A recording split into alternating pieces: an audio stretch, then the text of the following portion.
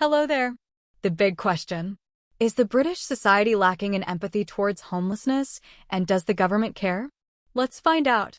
Homelessness is dangerous, devastating, and very isolating. Rough sleeping. This is the most visible and dangerous form of homelessness. The longer someone experiences rough sleeping, the more likely they are to face challenges around trauma, mental health, and drugs. Statutory homelessness. The local authority has a duty to secure a home for some groups of people. This is often referred to as the main homelessness duty. Every year, tens of thousands of local authorities for homelessness assistance. Hidden homelessness. Many people who are not entitled to help with housing, or who do not even approach their councils for help, are not counted in the official statistics. This is why Crisis carries out its annual study on core homelessness. At risk of homelessness. Some people are more at risk of being pushed into homelessness than others. People in low-paid jobs, living in poverty and poor quality or insecure housing are more likely to experience homelessness. I worked for St. Mungo's as a volunteer based at South Hub, SE13. This is where the homeless are referred to by outreach team who work endlessly to reach out to the homeless on the streets of London Plus. From the moment they arrive to the hub, they are evaluated, processed, and from this moment, the race to finding accommodation within 72 hours kicks in. If the client does not qualify, a referral to the right agency is made. Respect to all the staff and volunteers who work hard to make this process as smooth as possible. Collaboration with outside agencies such as the Housing Department and Universal Credit Section is imperative. This team will work hard to find accommodation for most homeless people who come to the hub.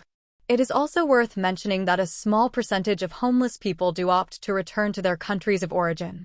The department has always helped finalize travel arrangements.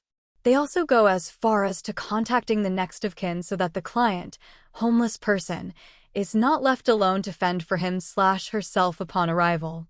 I am proud and happy for the priceless experience, and hopefully one day, I will be on their payroll.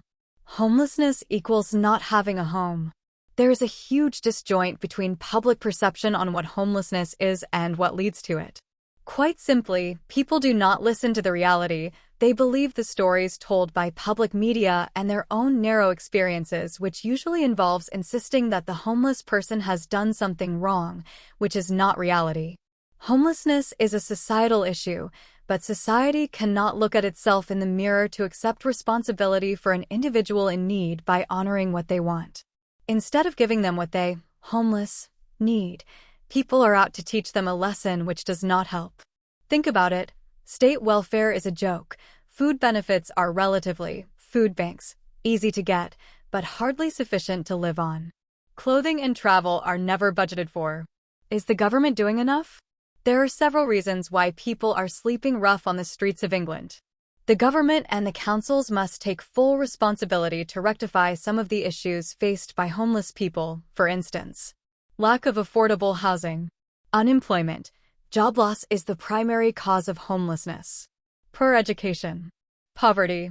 Basic minimum wage should be £12. Sounds crazy, but unless one is caught up in a dead-end job, there is no escaping poverty. Mental illness and lack of services that can fully help people into recovery. Substance abuse and lack of services to fully help people into recovery. Lack of communal collaboration and unity. Dysfunctional family environment. Watching a fellow human being begging on the street and most people looking the other way to avoid eye contact is absolutely heart-wrenching. I have seen this happening lots of time. Please just say, hello. You do not have to give them any money. In fact, I have always given them packaged food as opposed to money. By all accounts, if you feel the need to donate money, please do. Out of ignorance, some people do not want to face the facts that one day it could be them. It is like looking in the mirror. Some people are so unreasonable in their judgment. They think these people are not legit and they have no reason to be homeless. I beg to disagree. Please stop assuming and judging the homeless or anyone for that matter until you have spoken to her or him and heard their story and their point of view. Like I said, it can happen to anyone. I have spoken to so many homeless people trapped on the streets of London begging. A lot of homeless people are out on the street for several varied reasons, i.e., one disaster after another which broke their budget, and could no longer afford to keep up with the monthly payment and not to mention the mortgage or rent. Then, there's mental health. The street is brutal. Trauma, depression, or mental health is all ready to be triggered. Some people choose to live in a way that allows them freedom that society prevents. The unfortunate individuals who end up going to prison do stand a high probability of losing a home, possessions, job, and relationship with friends and family. Yes, you can judge the person, but not the situation because you have no idea what they have been through. An illness, a divorce, an arrest, or simply a paycheck separates him or she from being homeless. This can happen even now, especially in this current climate of COVID-19. Some companies are under immense pressure to downsize to balance their books. I have noticed how systematically some companies are employing people with much low pay. How can an adult with a family live on £10 an hour? The poor, job seekers, and unskilled are confronted with uncompromising, ruthless companies offering 0-hours contracts. Seriously, what is wrong with some employers? Talk about using people. This is exactly what they are doing without feeling any sense of shame. They offer no incentive whatsoever. It is a form of modern-day slavery. I find the lack of empathy for the homeless astounding. I have heard people say, "Get a job." Now you tell me how a homeless person can get a job without an address or phone. How does a homeless person apply for a job when they have no access on how to receive a phone-back call or address for a response or follow-up letter? Where can a person on the street go and take a shower to wash off the street stench in preparation for an interview?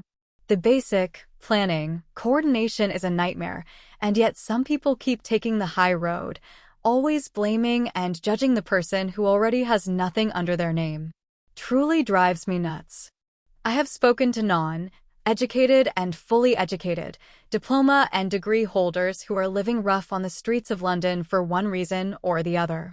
It is so sad to see these people on the streets of a developed country like England living like they have just arrived from Stone Age era. Does anyone care? Few people do. At times I wonder how these people survive from day to day, especially in winter.